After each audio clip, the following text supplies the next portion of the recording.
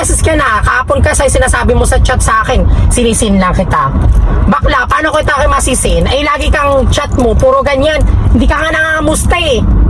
Ayaw, di ba? Nagdidiretso mag-hiram ng pera.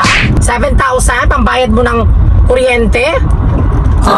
Bakla, sinasabi ko sa'yo, sumikap ka, wag kang umasa sa ibang tao. Ako ayokong tapos nag-chat ka pa sa akin, baka at least hindi ko minention yung pangalan mo, pero alam mo na ikaw ang tinutukoy ko kasi ikaw na naman nag-chat ka na. Bakla, hindi talaga ako magre-reply. Pag ibig sabihin hindi ako nagre-reply, alam mo na yun, hindi ako magpapautang sa'yo ng pera. Tsaka wala na ako pera, charing. Ayoko na talaga magpautang sa'yo kasi nakikita ko naman sa social media ng kapag sa social mo. Dami mo nga na nabili, mga pa-flex-flex ka pa na may bago kang cellphone. Kasi napunti yung mga pera mo.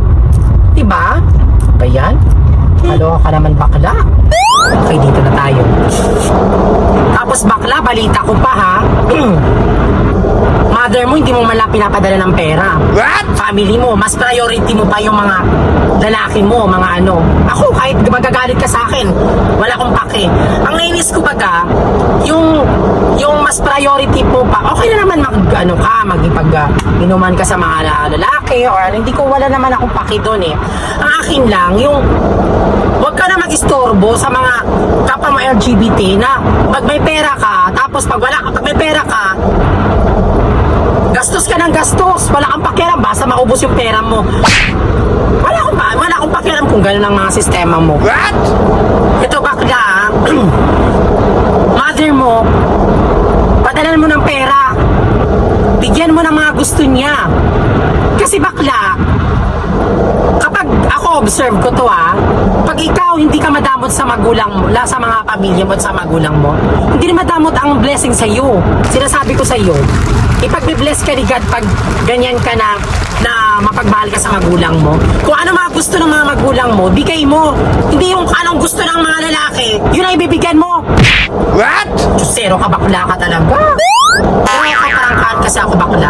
Yan ang sinasabi ko sa inyo. Tsaka advice ko lang sa iyo, bakla. Magbago ka na. 2026 na bakla next year. Magbago ka na. Year of the horse. Year of the horse. Mabilis tumakbo yan. Magsikap ka. Hindi yung ako. Basta ganun bakla sinasabi ko sa iyo, ha? Advice ko lang to as a friend, as a hindi na pinapalitan sinasermon. Bina-advisean lang kita, ha? Basta kung okay lang nang magdamot ka sa iba, pero wag ka magdamot sa magulang mo. Sinasabi ko sa iyo. Kasi pag madamot ka sa magulang mo, madamot din ang swerte sa iyo. Sinasabi ko sa iyo. Kaya ako sabi na to, kaya kung anong gusto ng mother ko, ako siya na nga minsan ang nag-aayaw kung anong gusto ng mother ko, bigay ako, or gusto mo ba ng ganito, siya na nag-aayaw na. Ikaw, pinapagusto kung ako nangunguripot ako, may pera ako, pero pagdating sa nanay ko, hindi ako madamot. Alam niyo yan, kahit tanungin niyo pa siya yan. Kasi ayoko ng gano'n na kahit yan anong gusto mo, siya lang nag-aayaw na minsan, ayaw niya maghingi sa akin. Yan, pero pag gusto niya pag gusto ko anong gusto niya, binibigay ko. Ako na nagsasabi kung anong gusto mo, ganyan, ano ba, siya na nag-aayaw. Kaya, yun ang sabi ko lang sa'yo, bakla, huwag kang madamot sa magulang mo. Ha?